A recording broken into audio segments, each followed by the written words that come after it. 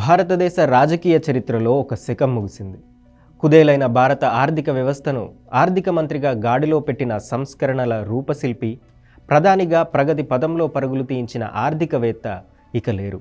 నేటితరం రాజకీయాల్లో mister clean, రేపటితరం రాజకీయ నేతలకు ఆదర్శం. విద్యావేత్తగా, ఆర్థికవేత్తగా, సంస్కరణల రూపశిల్పిగా, నిగర్వ, నిష్కల, నిరాడంబరుడుగా పేరు పొందిన భారత మాజీ ప్రధాని మన్మోహన్ సింగ్ జీవన ప్రస్థానం ముగిసింది. 92 ఏళ్ల వయసులో వయోభారంతో మన్మోహన్ సింగ్ కన్నుమూశారు.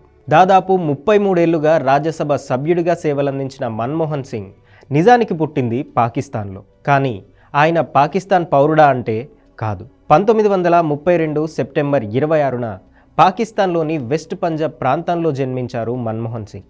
1947లో దేశ విభజన తరువాత ఆయన కుటుంబం భారత్కు వలస వచ్చింది. 1958 సెప్టెంబర్ 14న గురుశరణ్ కౌర్ను పెళ్లి చేసుకుని ఇండియాలోనే స్థిరపడ్డారు మన్మోహన్ సింగ్. ఉపాధ్యాయుడిగా మొదలైన ఆయన జీవిత ప్రస్థానం ప్రధానిగా దేశానికే దారి చూపింది.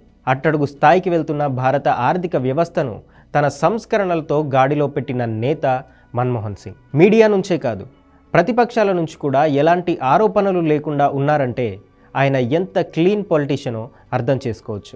తన అర్ధ జీవితాన్ని భారత రాజకీయాలకు అంకితం చేసిన మన్మోహన్ సింగ్ గత కొన్ని నెలలుగా వృద్ధాప్య సంబంధిత ఆరోగ్య సమస్యలతో బాధపడుతున్నారు. చాలాసార్లు ఢిల్లీ ఎయిమ్స్ వైద్యులు ఆయనకు చికిత్స అందించారు. డిసెంబర్ 26న ఆయన మరోసారి తీవ్ర అనారోగ్యానికి గురయ్యారు. రాత్రి 8 గంటల సమయంలో కుటుంబ సభ్యులు ఆయనను ఎయిమ్స్కి తరలించారు. ఎమర్జెన్సీ వార్డులో వైద్యులు ఆయనను కాపాడడానికి ఎంత ప్రయత్నించినప్పటికీ ఫలితం లేకుండా పోయింది. రాత్రి సుమారు 10 గంటల సమయంలో ఆయన తుది శ్వాస విడిచారు. మన్మోహన్ సింగ్ను హాస్పిటల్లో చేర్పించారన్న విషయం తెలియగానే కాంగ్రెస్ అధినేత్రి సోనియా గాంధీ, ఎంపీ ప్రియాంక గాంధీ ఎయిమ్స్ హాస్పిటల్కి వచ్చారు. ఏఐసిసి అధ్యక్షుడు ఖర్గే, ఎంపీ రాహుల్ గాంధీ సైతం హాస్పిటల్కి వచ్చారు. మన్మోహన్ సింగ్ మృతి నేపథ్యంలో కాంగ్రెస్ పార్టీ తన కార్యక్రమాలన్నీ రద్దు చేసుకుంది. మన్మోహన్ సింగ్ మృతి పట్ల సంతాపం తెలిపిన ప్రధాని మోడీ ఆయనకు అధికార లాంఛనాలతో అంత్యక్రియలు నిర్వహిస్తామని చెప్పారు.